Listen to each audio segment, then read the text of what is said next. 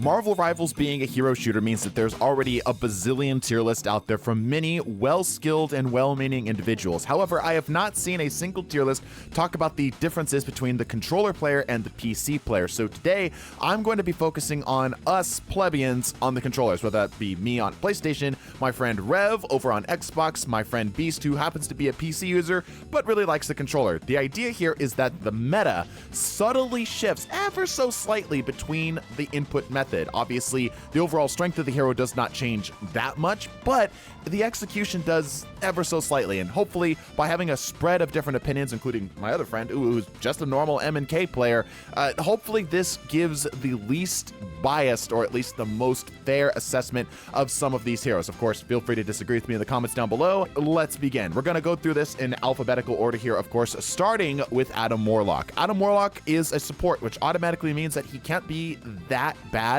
but of the supports, he's definitely one of the worst, if not the worst in the game. Of course, he can get a lot of utility. He's still very solid. All of these characters are all good for the most part. I think there's only one exception, and I think everybody knows who that is, but Adam Warlock still lacks a lot of the firepower and the healing department. He's got plenty of damage to really make himself known. He's, again, not bad, but for now, we're going to put him right in the center top-ish area of C tier. Up next is Black Panther. Black Panther, also a very good character, but because of the slowness that is the controller input method for Black Panther, even with custom settings and all this stuff put into it, it still doesn't quite do him justice as to some of the clips that you might see online. So Black Panther drops down in the tier list ever so slightly, but still, he's an absolute menace to backlines, and that puts him firmly up in the upper echelon of A tier.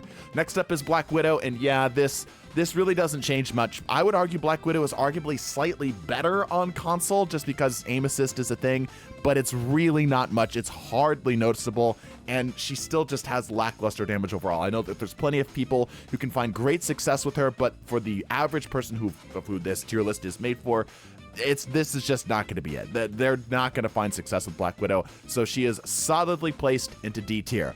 Captain America. I have an argument. I lobbied really hard for Captain America. Even though I don't play him myself, I have been many times accosted, harassed by a half-decent Captain America that completely shut down my game plan. A good Captain America is a little scary, and I think the player base overall doesn't quite understand how he works just yet. So I lobbied hard for him to be higher, but between my friends and all of our discussion, we ended up placing him in B tier. Yes, he's got a lot of mobility options. Yes, he has the option to put up his shield and protect himself from practically anything, assuming it happens once. He just lacks a few of those lethality tools to really solidify him in something higher, but bottom of B tier, I think that's pretty fair. Cloak and Dagger, as well as many of the supports that you're going to see here, get raised up significantly in the list. The ability to just simply turn off damage in a zone for a period of time hurts a lot more when you don't have as many tools available to you, between controller and M&K to deal with it. Obviously, the broad counters are the same, but you don't have as quick as a reaction time, which I've seen pretty much they end up running the meta, I feel like, even harder over here on controller. So I've put them, and everyone generally agreed, to the top of S tier with them. Next up, Doctor Strange. Arguably one of the best tanks in the game right now, Doctor Strange has an amazing toolkit available to him, really solid damage, and just amazing utility with his portals, the Eye of Agamotto being able to completely turn off characters for a brief period of time. Doctor Strange has solidified his position firmly at the top-ish end of S tier. Groot. Groot is, again, a very good tank. Groot, I think, gets a little bit better on controller, where being able to put something behind somebody and they're not able to deal with it, like you can't quickly flick to try to deal damage to the wall that's behind you that's dealing extra damage to you so you can backpedal and all this other stuff, I actually think ends up bringing him up a little bit, and that ends up putting Groot in the middle-ish end of A tier. Hawkeye. Hawkeye is a very good and very scary hero in the right hands. Unfortunately, I don't see many of those hands over here on controller. I've played many hours in this game. A good Hawkeye definitely exists, but they're few and far between. And most of the time, I feel like I can get the job done better with other heroes. Hawkeye's still very good, very solid. The kit is definitely there, but I don't think that it ends up really solidifying him as like one of the best damage dealers in the game, but still a solid damage dealer, so we ended up putting him in the lower end of B tier. Hela is like the console player's bane. Hela is everything you want out of a DPS, at least over here with the slower input method, just cranked up to an 11. Hit scan with high damage, the ability to do stuff in close range, and escape tool. All of this stuff makes her fantastic. The ability to turn on her ult and basically shut down a zone, even through a good portion of some of the support ults and other tanking ults, makes her a great option overall, places her right below Black Panther in A tier. Next is the Hulk, and the Hulk gets a lot of value out of his team-ups. The Hulk himself is a very solid hero, good all around, but the team-ups that he can do with Doctor Strange, Wolverine, and Iron Man places him so much higher. You could argue that the Hulk actually has a bit of support elements in him just from the sheer strength of his team-ups. But again, him by himself, still very solid. One of the most tankiest tanks in the game. Places him below Doctor Strange, but still in the S tier category. Invisible Woman is yet another support with the ability to draw an anti-Sea Bear circle that shuts down absolutely anything that tries to step inside, at least their damage. Outside of anything, just completely one-shotting them. She has amazing tools for damage and crowd control, which again sets her up to be very, very solid without the ability to quickly turn and dash and get away from what's going on with her. Again, on the controller point of view, it ends up placing her again slightly higher, but not at much higher overall, so it ends up setting her in S tier. Iron Fist is better on controller, yes, but as you climb, Iron Fist drops off more and more. Controller players have a unique difficulty with somebody who struggles with this themselves, despite having like a decade and a half, maybe 2 decades of controller gameplay under their belt, and literally thousands upon thousands of hours. Marvel Rivals uniquely has a difficulty with CQC aiming. Like, call that a skill issue, but again, with practically 20 years of experience, it is a lot harder than like a first-person shooter. And because of this, Iron Fist does get slightly better on controller just because of how hard it is to adjust to him, but again, not that much, but he can still be a noob stomper in the lower ranks. That puts him in the bottom of C tier. Iron Man. Iron Man is scary, but only when he's teamed up with Hulk. Unfortunately, the Hulk gets banned in the higher ranks, the Diamond Plus ranks, almost immediately, and in the lower ranks, you don't see players who are able to take advantage of him to his fullest extent. So he's sort of Schrodinger's DPS in that he's good, but no one can really like make use of it. Still not a bad DPS at all. You're not throwing for picking, well, any of these heroes, but especially not Iron Man. So we decided to put him in the top of B tier.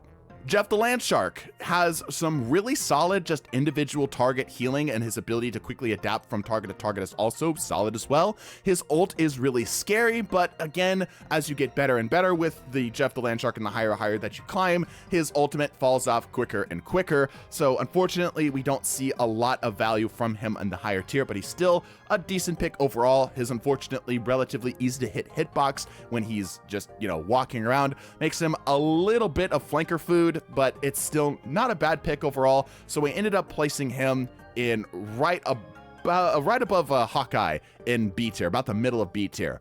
Loki. As players have begun to learn how powerful Loki's kit can really be, Loki has begun to shine more and more. Loki is one of the core components in the triple support meta. Loki can be really, really strong as both a soft DPS character as well as a really solid support character. His ult is arguably the best in the game, as it's everyone else's ult, so how could it be bad? So that allows him to double down on some of the best ults in the game on his own team, or pivot and do whatever he needs to do to counter the enemy team. Loki firmly cements himself near the top end of A tier.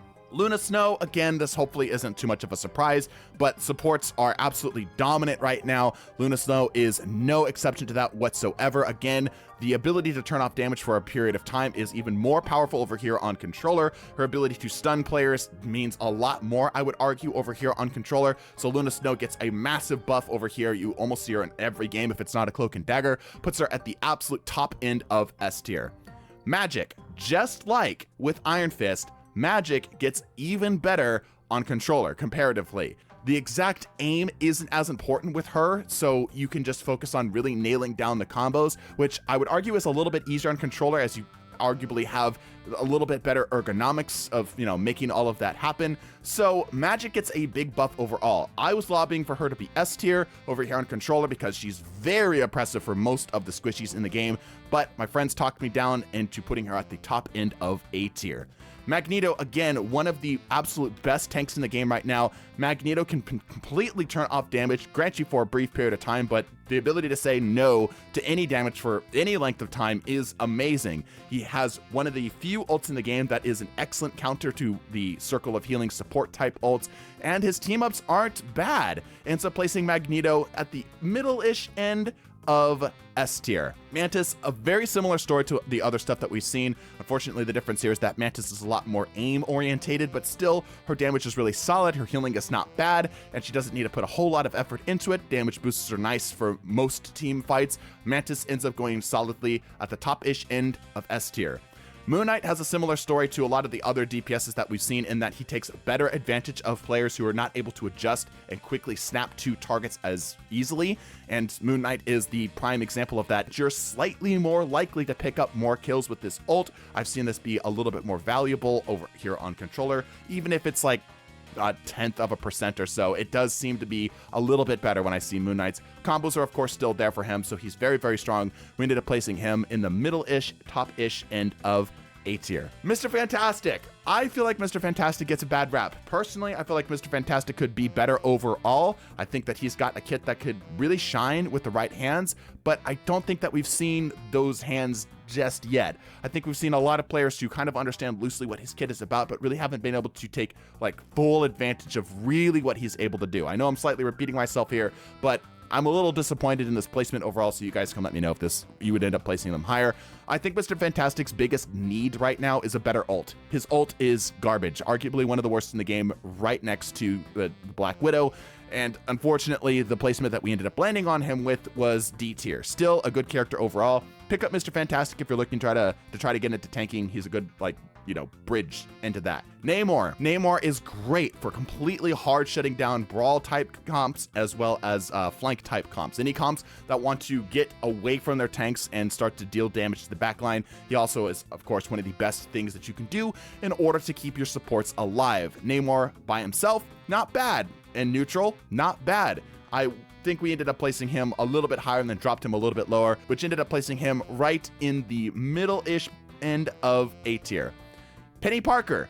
Peni is a very good tank, and a tank that I think a lot of players over here on controller don't quite fully understand, but Peni is a great option for any sort of anti-brawl or controlling and locking down space. She's a very unique tank in her lack of shields overall, but still has great sustainability, and I think Peni is one of those that as we get better at Peni, we'll begin to discover how powerful she can really be. We're already learning some more stuff about her webs. We'll put a video out about that later this week, so subscribe for that. Where we ended up with her, we ended up placing her in B tier. A lot of the time, some of the other tanks just seem better, but when those tanks are banned, she's a great pick, if not the next pick that you're going to grab. Psylocke, a main of mine. I lobbied for Psylocke to be high-ish end, but I also wanted to put the caveat that Psylocke, as you continue to climb, falls off a little bit, as Psylocke's ult has a limit that's a little annoying. It's really easy for teams at the higher end to completely shut down her ult, or at the very least minimize her ult to the point where it's almost nothing. I love Psylocke. She can be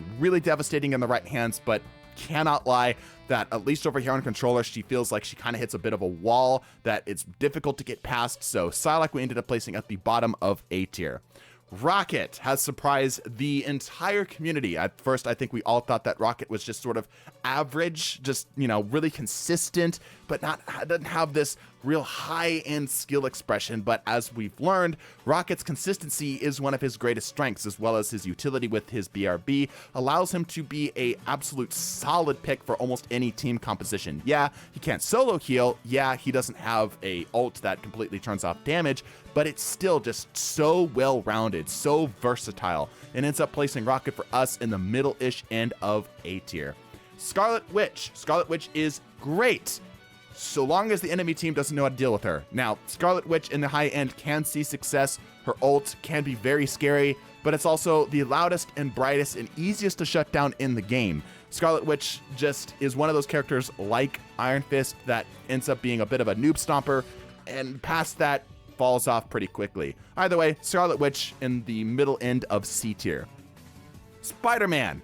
You're either 2-20 or 20-2 with Spider-Man, and there is no in between. Spider-Man is, again, like another Schrodinger's DPS. He's either ridiculously good or ridiculously bad, and there's very little in between. We ended up taking him more on the higher-ish end because we assume most of the players who are picking him up or are experiencing him, at least in comp, tends to be the Spider-Man that are pretty good. So what we ended up doing is placing him in A tier. He is virtually impossible to hit on controller when he's swinging away. Like, already difficult on M&K, virtually impossible on controller. Like, it happens, but dang is it hard. Squirrel Girl has surprised a lot of people, myself included, and is arguably a lot better on controller than she is over on M&K, just due to the fact that she doesn't need to be super duper precise. She just needs to plan things out, and Squirrel Girl does an excellent job of taking advantage of that. The buff to her ult this season has done wonders for her on certain points. She is one of the best DPSs, but again, she has a lot of things holding her back. She does a good job of canceling or anti-ing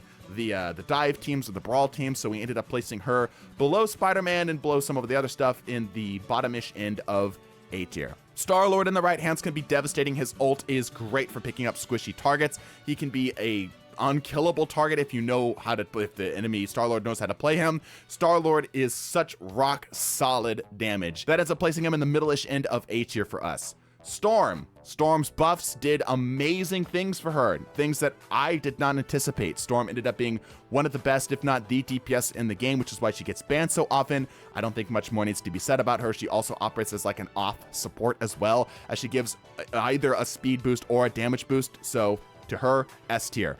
The Punisher, one of my mains, again, highly consistent damage, but that damage that lacks some nuance. So he ends up just kind of doing what he needs to do and kind of does just about that and not a lot more. If you just need a lot of raw, consistent damage, the Punisher's there for you. But outside of that, if you really want to, frag a backline or maybe deal with a tank, there are much better options. But still, he's never a terrible option, so we ended up putting him in the top-ish end of B tier.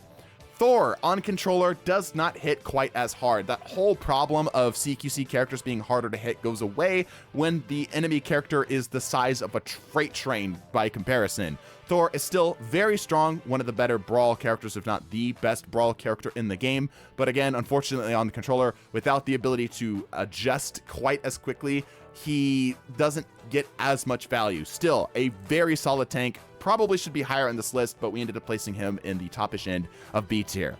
Venom, by comparison, doesn't have all that. Unfortunately, Venom lacks some of the damage tools necessary to really make him shine. He's still a threat. He can still be scary. Again, all of these characters are solid. The separation between these tiers here is such a blurred line. Venom is definitely one of the poster children of that blurred line. For him, he's lacks some of the tools that we would like to see out of a tank. You definitely can't play him solo. You really have to commit to the bit for him, and he can leave his team kind of alone sometimes, but still a good counter pick for certain options. So we ended up placing him at the top of C tier.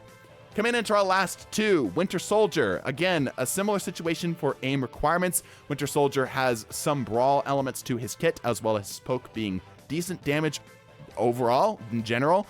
But he doesn't have as much skill expression, I would argue, over here on controller, but still not bad at all. If you find a good Winter Soldier, one of the scariest things that you can deal with in the game, especially if you're a squishy, a flanker, or a brawler of something of the sort. Winter Soldier ends up being placed in the bottomish end of A tier. Wolverine, you want to talk about melee heroes that are relatively easy to play for us controller plebs, Wolverine is your guy. Not only does he absolutely destroy tanks, but it isn't the most difficult thing to do. Unlike Thor, where Thor really needs to do hyper precise things to get the maximum value out of him, Wolverine can do all of that without needing to think too hard. He just needs to have decent game sense and good positioning to get an amazing amount of value. Rev is a Wolverine main. He sees plenty of success with him, whether he's against PC players or controller players of the like. So we ended up placing Wolverine at the very bottom end of S tier. It's a shame he gets banned so much because he can be really, really good. So that's our list. What'd you think? Too much? Too little? What would you end up changing? Let us know in the comments, and of course, subscribe. Hope you guys enjoyed. Bless your faces. Deuces.